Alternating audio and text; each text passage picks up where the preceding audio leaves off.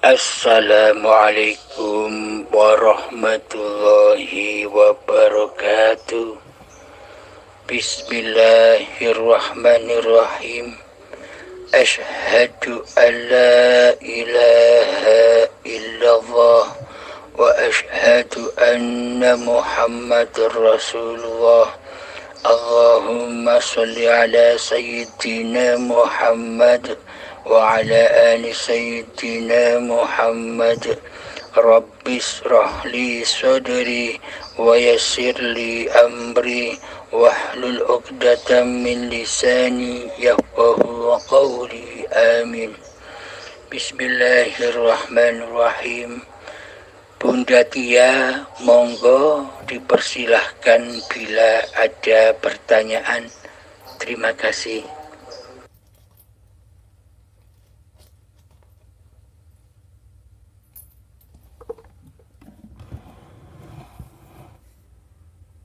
Assalamualaikum, temu tanglet Pak. Bagaimana langkah dasarnya agar kita bisa mengenal Allah dan tidak lagi mengaku-ngakui bahwa ibadah dan semuanya itu milik kita? Alhamdulillahirabbil alamin. Waalaikumsalam warahmatullahi wabarakatuh. Untuk mengenal Allah, agar kita bisa menyembah Allah, agar kita tidak mengaku-akui sebagai Allah lagi, maka kita wajib mengenal Allahnya dulu. Awwaluddin ma'rifatullah. Awal kita beragama wajib mengenal Allah, wajib tahu Allah, wajib bertemu dengan Allah. Tanpa kita tahu Allah, tanpa kita bertemu Allah, bagaimana mungkin kita bisa menyembah Allah? Bagaimana mungkin kita bisa mengingat Allah tanpa kita bertemu? Logikanya demikian. Anda hanya tahu nama saya saja. Anda selalu mengucap di hati Anda nama saya, Halim, Halim, Halim, Halim, Halim, Halim. Semisal Allah, Allah, Allah, Allah. Tanpa Anda pernah berjumpa dengan saya, kira-kira Anda tidak tahu wajah saya. Kira-kira dalam Anda berzikir Halim, Halim, Halim, yang Anda ingat apa? Kan yang Anda ingat hanya nama-namanya saja. Sama halnya juga Allah, Allah, Allah, tanpa pernah berjumpa dengan Allah. Kan yang diingat di hati hanya nama-nama Allah saja. Akhirnya hawa nafsu menggoda, mengingat dunia, menyaksikan dunia di dalamnya. Karena hati tidak mampu mewujudkan Allahnya. Karena selama ini yang wujud di hati kita hanya diri kita, hawa nafsu kita, dan dunia. Sebelum kita mengenal Allah, maka kenalilah diri kita dulu. Siapa diri manusia kita ini?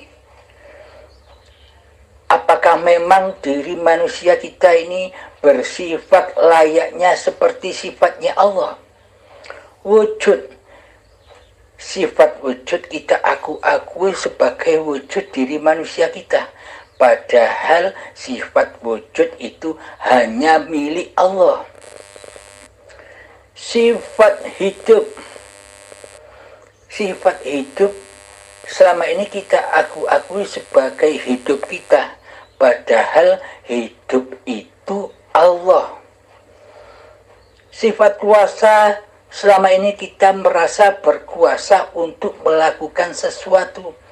Baik itu ibadah, baik sholat, bekerja, ke pasar, memasak, ke dapur, ke sawah, dan lain-lain.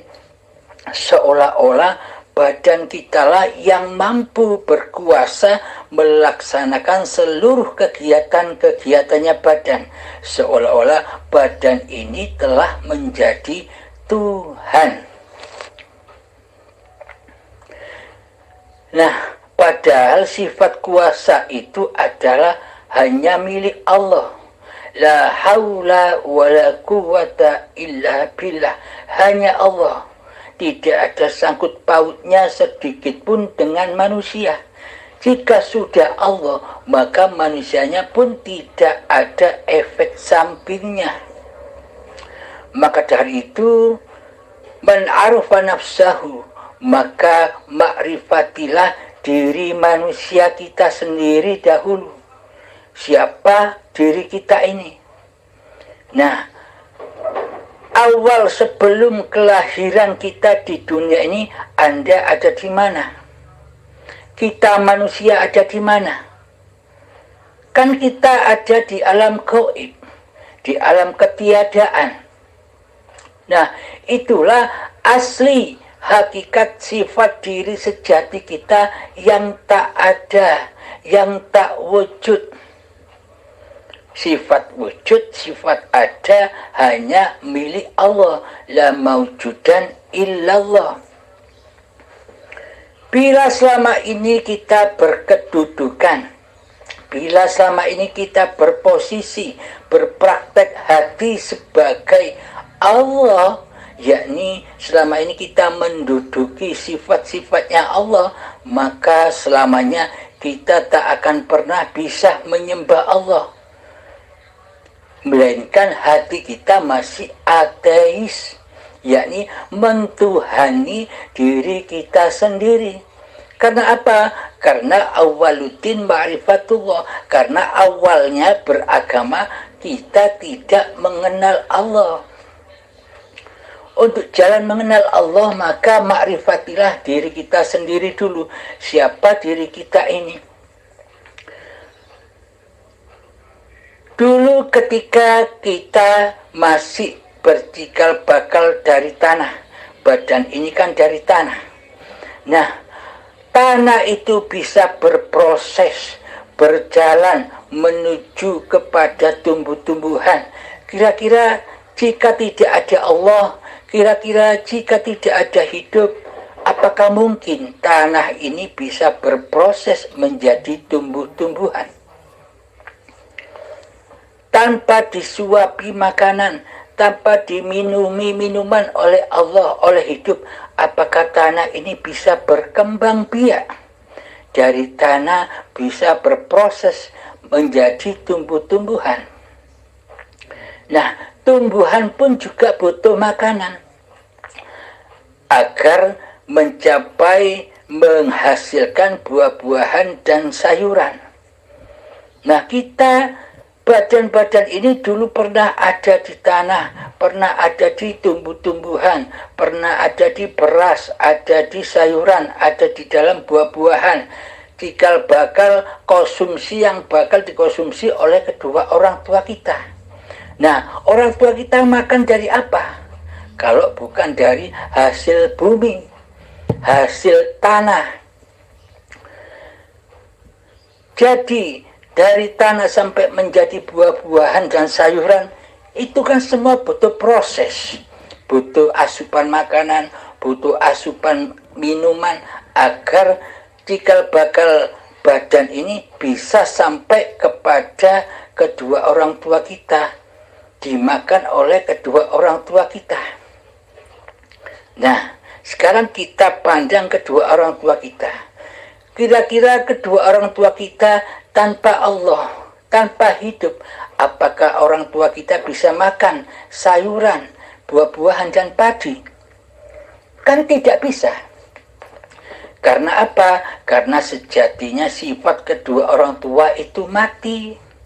Tiada gaib tanpa Allah, tanpa hidup.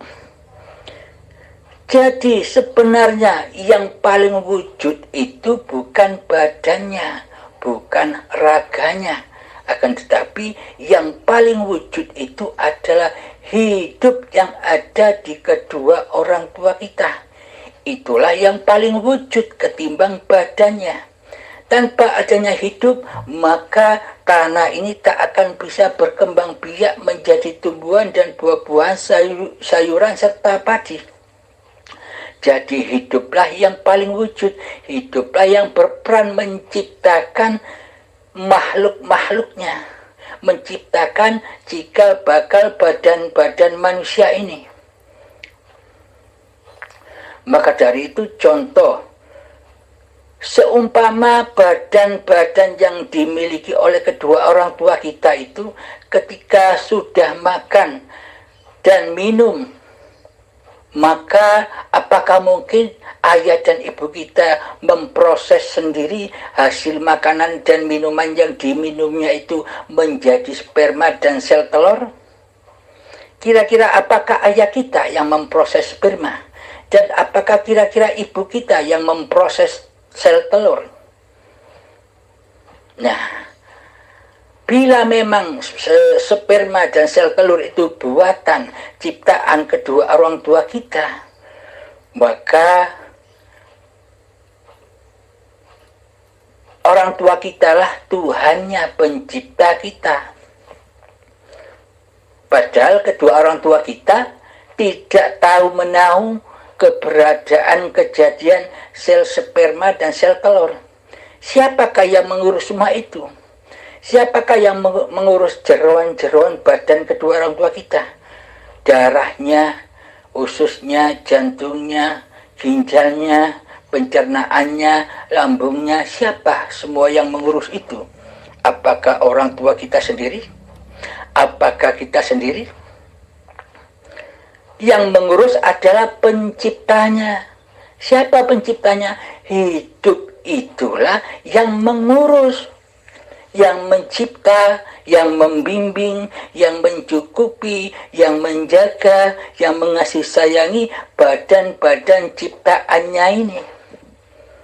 Nah, jadi jelaslah bahwa hidup dan badan ini bukan milik kita. Untuk mengenal Allah, maka pasrahkan kembali bahwa hidup ini Allah di dalam hati kita.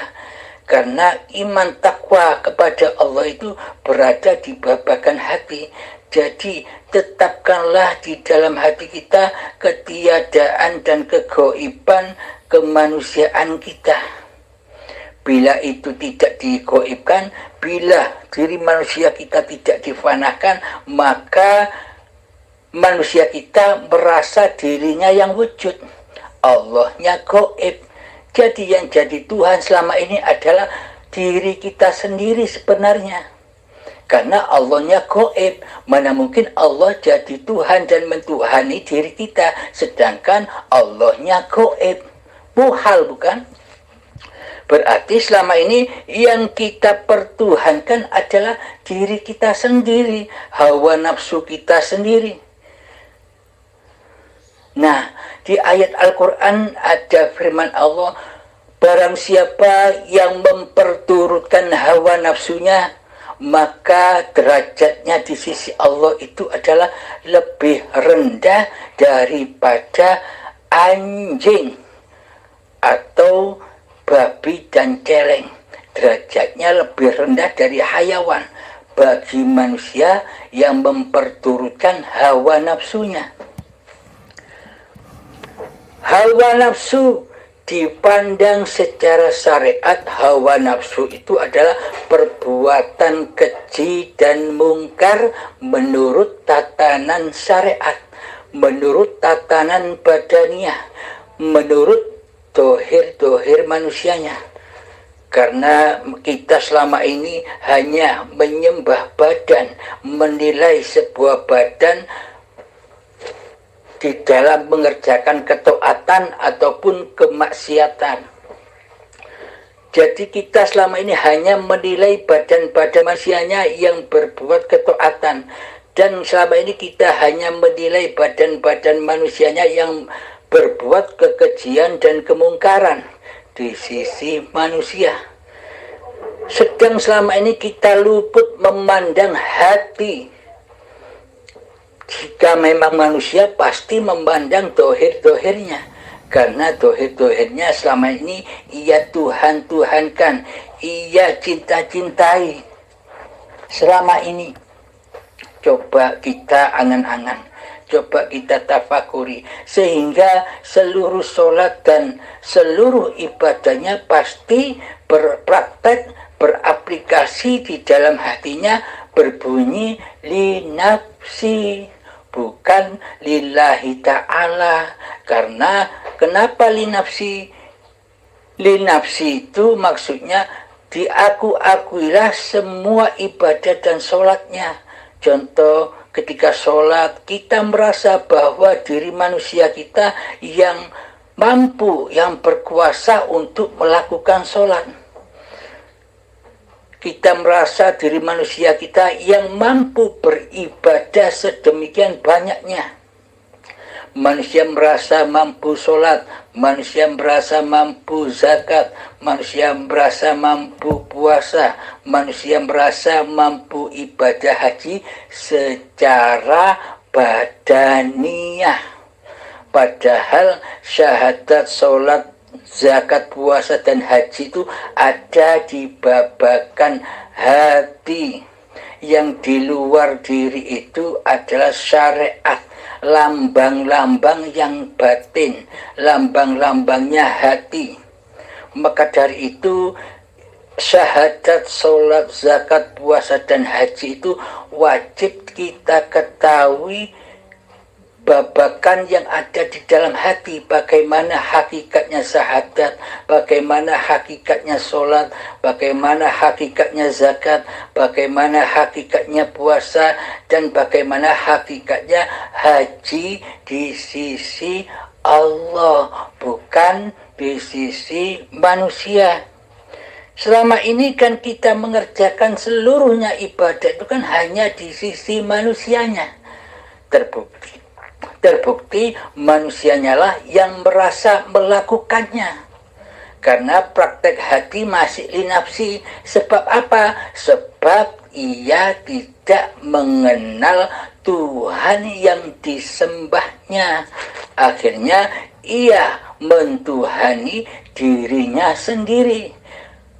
Seolah-olah wayang sudah tak butuh dalang. Wayang merasa diri sudah bisa mendalangi kewayangannya sendiri. Dalangnya disuruh tenguk-tenguk. Dalangnya disuruh melihat dirinya. Karena apa? Karena dalangnya sudah tak berkuasa mengatur dirinya. Seolah-olah kita selama ini kan manusia merasa lebih wujud daripada Allah pencipta manusia. Iman dan keakidah yang seperti ini kan kebalik. Mana mungkin manusia lebih wujud daripada Allah? Mana mungkin makhluk yang diciptakan ini lebih nyata, lebih wujud daripada Sang Khalik sebagai penciptanya? Kan tidak mungkin. Bila Sang Khalik ditiadakan, bila Sang Khalik digoibkan, tidak wujud, kan tidak mungkin. Kan sebenarnya makhluk yang tidak wujud, ciptaan yang tidak wujud, diri kita lah yang tidak wujud sebenarnya. Yang wujud hanya pencipta kita. Tapi di dalam hati kita selama ini seolah-olah diri kita lah yang wujud, yang mentuhani segala aktivitas kita sendiri selama ini. Inilah bukti kita selama ini tidak bertuhan. Jadi bertuhannya secara di sisi manusia, secara syariat, dan agamanya di sisi syariat hanya untuk menutupi keateisan hati kita sendiri selama ini. Karena selama ini ibadah atau bertuhan kita selama ini hanya di sisi manusia, hanya pada anggapan-anggapan manusia, agar kita dikatakan sudah bertuhan dan beragama. Itulah ulah hawa nafsu yang lebih rendah derajatnya daripada anjing di sisi Allah. Maka wajib kita kenal dahulu siapa hawa nafsu ini. Karena setan iblis itu, kata Allah, nyata sebagai musuh-musuhmu yang nyata, kata Allah. Bukan gaib. Iblis dan setan itu sangat nyata yang akan menyesatkan kita ke jalan Allah. Siapakah sebenarnya iblis dan setan yang nyata itu? Sebenarnya, padahal banyak ulama-ulama kita yang mengatakan bahwa setan dan iblis itu gaib, tiada, tak nampak, tak jelas. Ini berlawanan dengan firman Allah. Allah bilang setan dan iblis itu nyata kok.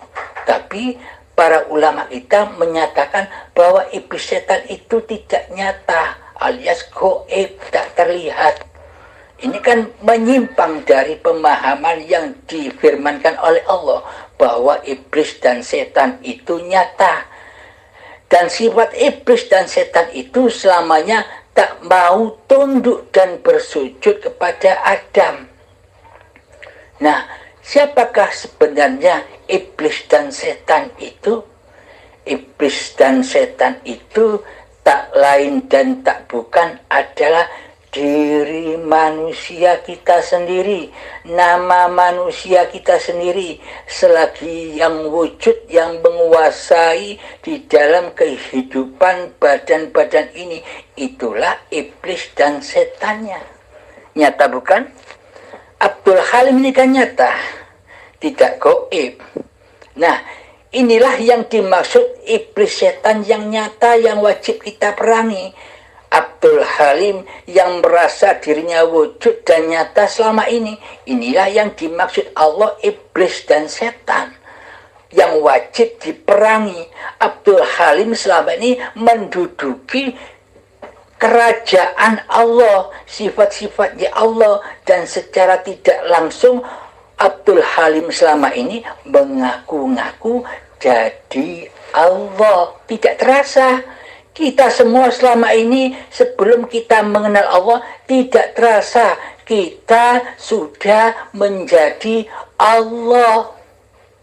Kita tidak menyadari, kita tidak terasa bahwa selama ini diri kita mensekutukan Allah dengan diri kita, mensekutukan sifat wujudnya Allah dengan wujud diri kita, mensekutukan sifat hidupnya Allah dengan hidup kita, mensekutukan sifat kuasanya Allah dengan sifat kuasa kita, mensekutukan sifat ilmunya Allah dengan ilmu dan amal kita, mensekutukan kehendaknya Allah dengan kehendak manusianya, mensekutukan penglihatan Allah, pendengaran Allah, dan kalamullah dengan penglihatan dan pendengaran serta kalam manusianya.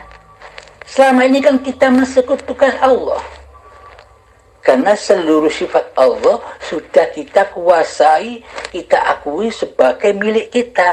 Berarti yang jadi Allah itu Allah apa kita? Bagaimana mungkin Allah menjadi Tuhan kita, sedang Allah kita gaibkan? Yang kita wujudkan selama ini adalah diri kita sendiri. Maka yang wujud itulah yang dituhankan oleh kita selama ini, yakni diri manusia kita ini, yakni iblis setan yang nyata inilah yang wajib kita perangi. Nah, maka dari itu Allahu la ilaha illa huwal hayyul qayyum. Allah tiada Tuhan yang berhak disembah kecuali dialah hidup yang kekal lagi terus menerus. Jadi hidup ini Allah pasrahkan kembali hidup manusia kita, kuasa manusia kita, wujud manusia kita kepada Allah. Karena sejatinya sifat manusia kita ini tak ada, adam, goib. Karena sifat iblis dan setan dan hawa nafsu kita ini selamanya tidak akan rela, tidak akan ridho bila iblis dan setan, bila kita ini diarani ora wujud, diarani ndak ono, diarani tiada. Kan kita tidak rela bila kita ini dianggap tiada. Iya enggak? Nah, karena apa? Karena selamanya hawa nafsu setan dan iblis ini maunya, inginnya hanya selalu ingin menjadi Tuhan, mentuhani hidup dan badan ini, sehingga Allahnya dipersekutukan. Inilah pintarnya, pandainya iblis dan setan menggoda anak cucu Adam. Maka kembalilah kepada sifat Adam kita. Sesungguhnya manusia ini Adam. Bapaknya Adam, ya anak cucunya ya Adam. Adam maksudnya iblis dan setan ini tidak mau bersujud kepada Adam, bukan bersujud secara badannya sosok Nabi Adamnya, bukan sujud seperti kita sujud waktu sholat itu. Maksudnya bersujud kepada Adam. Adam itu kan artinya tidak ada, lawannya sifat wujud. Bila Allah wujud, maka lawannya adalah sifat muhalnya, itu Adam. Muhal, Allah itu tiada, tidak mungkin Allah tiada. Yang Adam adalah ciptaan Allah, yakni seluruh makhluk dan manusia ini wajib berposisi duduk di hakikat sifat diri sejatinya, yakni Adam. Maka tiadakanlah diri kita, goibkanlah diri kita, sebagaimana kita mentiadakan Allah, sebagaimana kita menggoibkan Allah selama ini. Dibalik.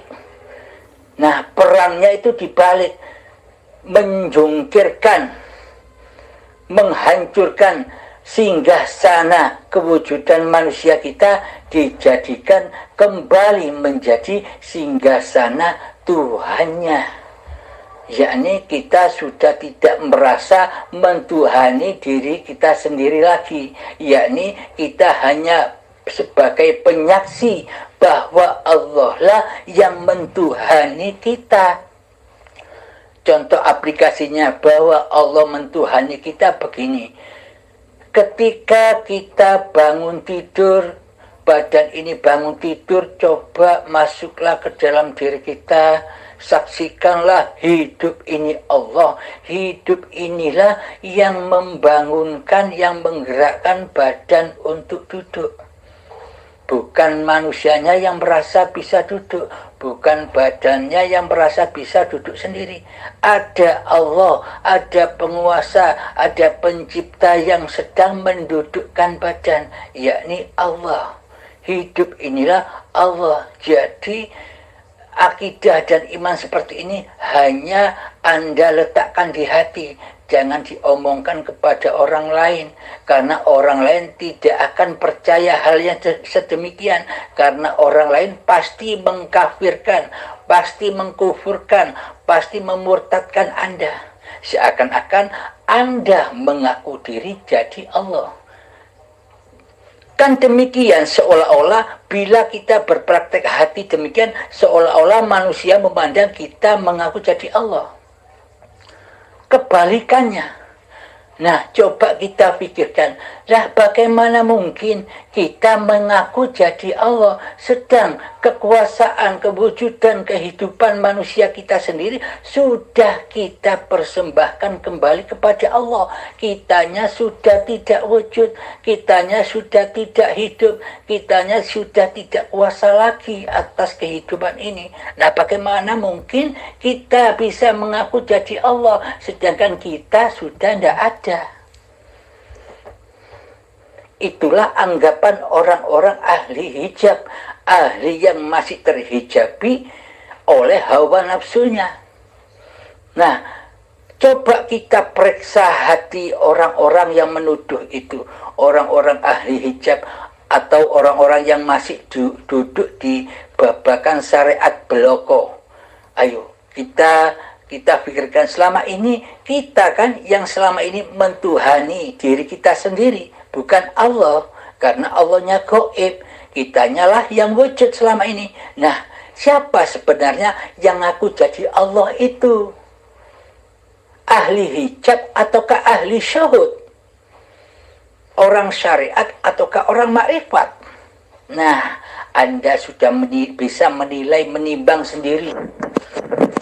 Nah, itu cara mengaplikasikannya, bahwa kita ini benar-benar jadi hamba Allah, jadi Abdullah yang dituhani oleh Allah. Nah, ketika kita berdiri, badan kita berdiri, masuklah ke dalam diri, sawanglah, saksikan hidup yang memberdirikan badan. Oh, ternyata selama ini yang duduk itu bukan badan, tapi hidup. Oh, selama ini yang berdiri itu bukan badan, tapi hidup. Jadi semuanya itu af'alnya hidup. Af'alullah, kekuasaan Allah. Wallahu khalaqakum wa ma ta'malun. Allah lah pencipta dirimu dan semua apa yang kau perbuat. Nah, itulah yang dimaksud amal soleh, yakni hati selalu menyaksikan Allah lah yang berbuat. Ketika kita mandi, Allah lah yang memandikan. Ketika kita makan, Allah lah yang memakankan. Ketika kita minum, Allah lah yang meminumkan. Bukan Allah butuh makan dan bukan Allah butuh minum. Juga Allah tidak butuh mandi, akan tetapi ciptaan makhluknya inilah yang butuh mandi, maka dimandikan oleh Allah, oleh hidup. Dan makhluk inilah yang butuh makan, Allah tidak butuh makan, maka Allah menyuapinya dengan makanan dan minuman. Apakah tanpa Allah, apakah tanpa hidup, badan-badan ini bisa makan sendiri, bisa minum sendiri, bisa mandi sendiri? Nah, di sanalah kita akan menyadari, oh ternyata Allah inilah yang menciptakan badan, Allah inilah yang membimbing badan, Allah inilah yang menjaga badan, Allah inilah yang mencukupi badan, Allah inilah yang memelihara badan, Allah inilah yang mengasih sayangi badan-badan seluruh manusia. Inilah kesempurnaan Allah.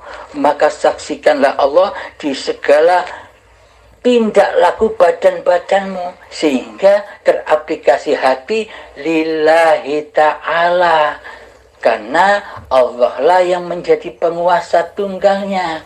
Hambanya sudah lebur, sudah kiamat, sudah sakaratul maut, sudah mati hambanya. Yang ada hanya Allah. Kemanapun arah memandang, kemanapun arah telinga mendengar, disitulah wajhullah. Ketika kita bisa melihat, hati-hati kita sudah tidak menyangka itu lihatnya makhluk. Akan tetapi di dalam hati kita sudah menyaksikan, hiduplah yang memandang, hiduplah yang mendengar, hiduplah yang berkalam-kalam, hiduplah yang nyanyi, hiduplah yang ngopi, hiduplah yang ngerokok, hiduplah yang memasak, hiduplah yang bekerja, hiduplah yang naik motor. Seluruhnya adalah Allah dan milik Allah. Inilah yang dimaksud aplikasi lillahi ta'ala. Inilah yang disebut bertuhan, bukan ateis. Yang ateis itu tak bertuhan. Kita selama ini menduduki posisi Tuhan. Kitalah yang menjadi Tuhan selama ini. Selama kita belum mengenal Tuhan, itulah yang disebut hakikatnya ateis, tapi dibungkus dengan agama. Karena yang dipandang Allah itu bukan dohir. Allah tidak memandang rupa dan hartamu. Allah tidak memandang ilmu dan amalmu. Allah tidak memandang nasab-nasab kemuliaanmu di sisi manusia. Allah hanya memandang, Allah hanya mengawasi kondisi hatimu. Di dalam hatimu engkau mensekutukan Allah dengan dirimu, ataukah Allah sebagai Tuhanmu di hatimu? Inilah yang dipandang Allah. Jika gumpalan daging itu kotor, yakni ketika manusianya, hawa nafsunya yang merajai, mentuhani badan ini, maka apapun yang kau kerjakan, apapun sholat dan ibadah yang kita kerjakan, semua itu jadi racun yang akan menyesatkanmu. Karena selama ini kita tidak menyembah Allah di dalam sholat dan ibadahnya. Karena selama ini kita tidak bertuhan, Allahnya digoibkan. Nah, bagi orang-orang sudah lillahi ta'ala, orang-orang yang sudah kembali kepada hayatullah, kehidupan Tuhannya, maka apapun yang tergerakkan oleh badan-badannya itu sudah bukan syariat manusianya, bukan kekuasaan manusianya. Semua itu sudah syariatullah. Jadi manusianya tidak bisa mengatur-ngatur syariat badannya lagi. Karena apa? Karena manusia sudah tidak ada. Jadi semua syariat itu apa terserah kata Allahnya yang berlaku. Meskipun kita dipandang orang lain, kita ini bermaksiat secara badan, akan tetapi hati kita tetap menyaksikan Allah yang melakukan. Maka di sisi Allah kita ibadah, kita taat. Namun meskipun di sisi manusia kelihatannya kita maksiat, karena manusia masih memandang kemanusiaannya. Sedangkan diri kita sudah memandang bukan manusianya yang bersyariat, tapi Allah lah yang berkuasa atas syariat-syariat badannya. Mana mungkin manusia bisa mengatur syariat-syariat dirinya, sementara manusianya sudah tidak ada. Inilah yang dimaksud ma'rifatullah, yakni yang ma'rifat bukan manusianya, karena manusianya kan tidak wujud, gaib.